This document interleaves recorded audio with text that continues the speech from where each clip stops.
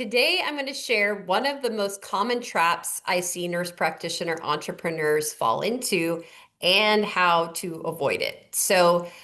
This is something that is very commonplace among our clients. And you're starting out, you're so excited, you're opening the practice, you're getting a few patients, and actually things are kind of picking up. You're getting busier, you're busier.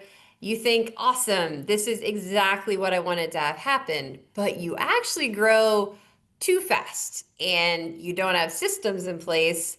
And you're not really able to scale appropriately. You're really just building chaos. And we're going to dissect in this short video how to avoid that chaos that can ensue once the doors are open and patients are clamoring to see you.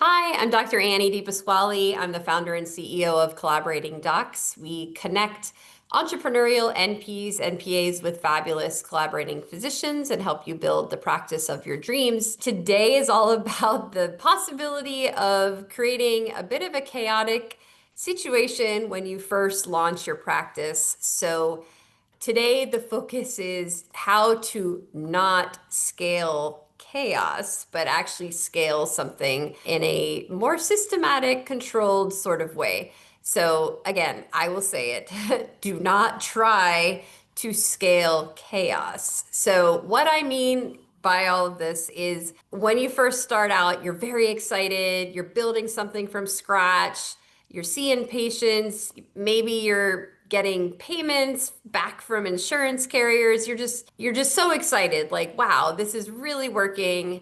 How can I turn up the volume and get this to really be profitable and sustainable? And that's when it gets kind of risky. So because you haven't built basic systems, how to onboard a patient, how to document things, all of your policies for your practice, billing, invoicing, payment collection, how to follow up with people after the visit. There are just so many things to figure out. Every new patient, every new team member, all of that must be sorted out. And it's a lot of work. So when you are sort of getting to that point, which hopefully is quite early on in your journey, you start to run into some obstacles like staff members, maybe your medical assistants quitting. You're getting a bajillion emails from patients asking for prescription refills. You miss paying some invoices for vendors you're using. Things are kind of falling through the cracks because you're doing two, three, four, five people's jobs all by yourself, and that's not terribly sustainable. So my recommendation is to slow down before you speed up. So start documenting one process a week. You don't have all the time in the world, so just focus on one process a week, get it truly documented. Something about referrals, patient communication, scheduling, hiring, all the things that must be sorted out.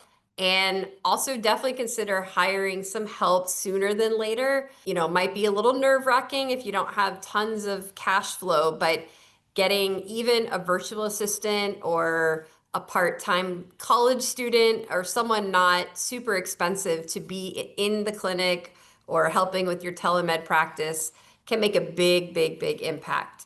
You don't have to be a techie person or type A person for this to work out. You just need to stop relying on memory and guesswork to build the practice. So your goal is not to create extra work for yourself. The goal is to create freedom for yourself. So the key question to ask yourself, depending on where you are in the journey, if I were to add 10 new patients next week, would my medical practice fall apart or would it thrive?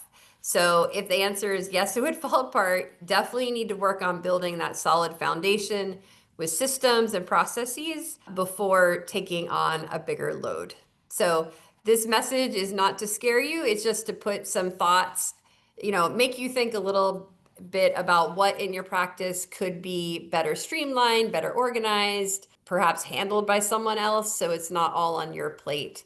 So don't be afraid to delegate, don't be afraid to document, and you will find much success when you have really good systems and support staff in place. Hope this was helpful, and I will see you next time.